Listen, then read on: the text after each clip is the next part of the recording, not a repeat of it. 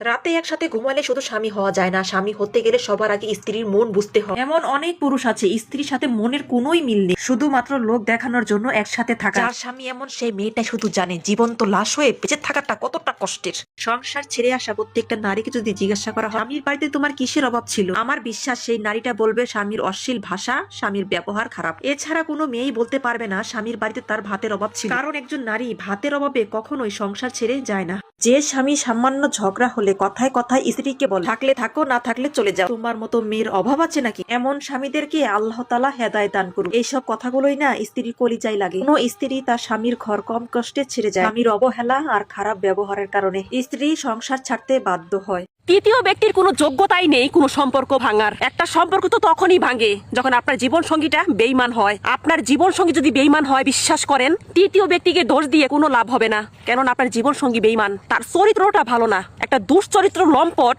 একটা চরিত্রহীন নারী কখনোই ভালো হতে পারে না। সে একটার পর একটা ধরতেই থাকবে আর আপনার জীবনটা ধ্বংস করবে।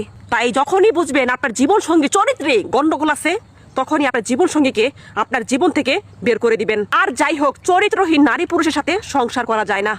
যখনই বুঝতে পেরেছি আমার চোখ থেকে পানি ঝরলেও তোমার যায় আসে না, যখনই বুঝতে পেরেছি আমার চোখের পানি দেখেও তোমার অন্তর কাঁদে না, বিশ্বাস করো সেদিন থেকেই মনের কষ্টের কথাগুলো তোমার কাছে বলা বাদ দিয়ে দিয়েছি। যে চোখের পানি দেখে কষ্ট বোঝে না, আমার মৃত্যু হলেও তার কোনো যায় আসবে না।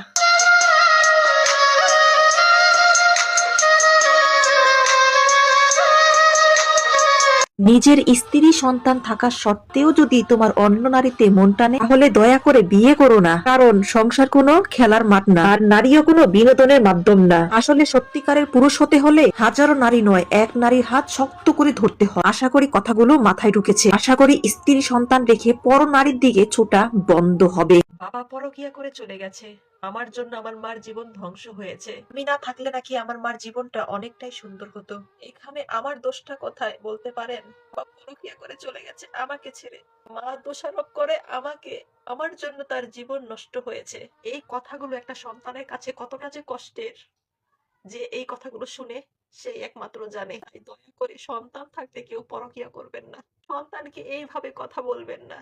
আর এই ছোটখাটো কথাগুলো একটা সন্তানকে, বিশ্বাস করেন, অনেক কষ্ট দেয়, অনেক কষ্ট দেয়। বাবা মা থাকতেও ইতিমখানায় বড় হলাম, বাবা মার আদর একসাথে পেলাম না। শুধুমাত্র এই পরকিয়া আমাকে ইতিম করে দিল।